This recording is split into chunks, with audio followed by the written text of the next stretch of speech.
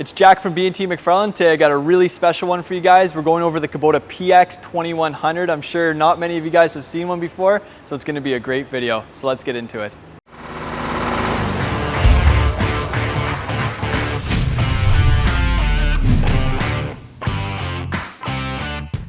A lot of you might be watching right now and wondering, what is this thing? It is actually a remote controlled lawnmower from 1983 that Kubota produced. There's very, very few of them still left in existence, and that's because Kubota, they didn't really manufacture too many of these.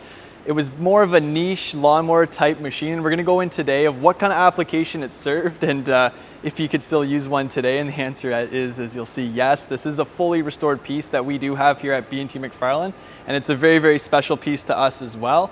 So one of the big things that kind of hindered this in selling as well as maybe Kubota hoped was that price tag. At the time when this came out in 1983, the list price was $25,000 Canadian. And if you convert that to today's money, that's just over $75,000, which is crazy amount of money to spend on the lawnmower, especially at that time. So this lawnmower with the remote controlled abilities and some other features we're going to mention here, it definitely made it exceptional at mowing on the side of slopes where an operator wouldn't have been able to do it with a standard lawnmower at the time. This tractor, it has two-wheel drive, four-wheel drive, all-wheel steer, and four-wheel drive crab steer. So when you drive this mower, I'm going to show a video here, you're actually able to mow along the side of a hill, go into the crab steer mode. So instead of sliding down the hill, you can be on the side of a wet hill and actually continue your straight line while mowing. This mower deck too, it is 60 inches across. It kind of reminds you of a bit of a BX mower deck. It's not quite the same. It looks a little bit heavier duty, but you can get mulching kits for this. A bagger for this, I don't really know if there were many baggers available for the PX2100.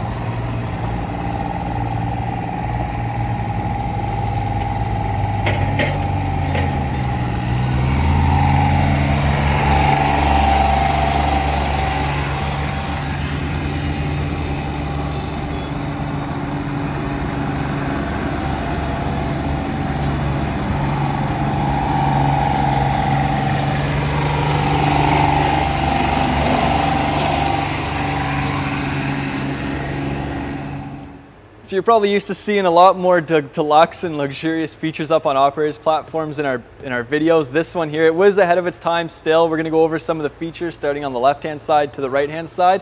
Over there, you do have your fuel gauge, you have your hour meter. You're gonna see your steering wheel. It kind of looks like something right out of an airplane. It's a little bit hilarious. So the steering on this too, it's not hydraulic or power steering. It's actually electric over hydraulic steering. So when you put an input in the steering wheel, you'll turn to the right, and then about a second later, it's gonna start turning the wheel. So you definitely don't wanna have any close calls with this lawnmower.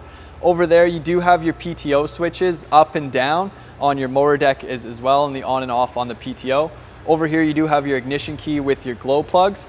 And then down here, there is a red lever that controls your throttle, just like a normal tractor. And then it's also hydrostatic, so there's no shifting gears. There's just a forward and reverse on this. And there is also two speeds. It's a high and a low speed, much like some of the newer BX tractors. Another little quirk about this tractor, it doesn't have a brake. So if you get really stuck on this tractor, I don't really know what to say. You just gotta be careful of where you're going and let go of your throttle as soon as you get into a bit of a sticky situation. So across the tractor here, you can see the engine. It was the exact same engine that Kubota used on their BX8500 at the time. So it's gonna be a 3-cylinder, 20 horsepower engine. It's gonna be very similar to most of the modern day BX engines as well. Nothing really has changed all that much. This engine, it was fantastic, and it made it very easy to actually restore it and get it back up into working order, because you were able to still order all the parts through Kubota, so it didn't end up being too hard to restore it for us, other than finding some of the original decals. That was probably the trickiest part.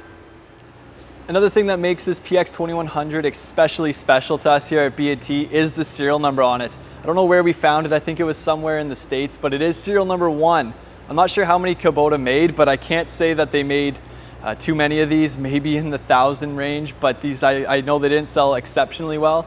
The only people that really bought these would have been municipalities or governments that were looking to try something new and test out the latest and greatest technology from Kubota.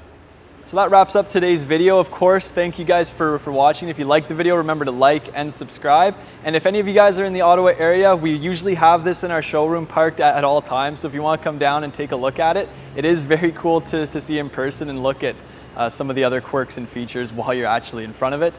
And if you need any help with parts, sales, or service, we'll be happy to give you a hand at 613-225-0555. Thank you.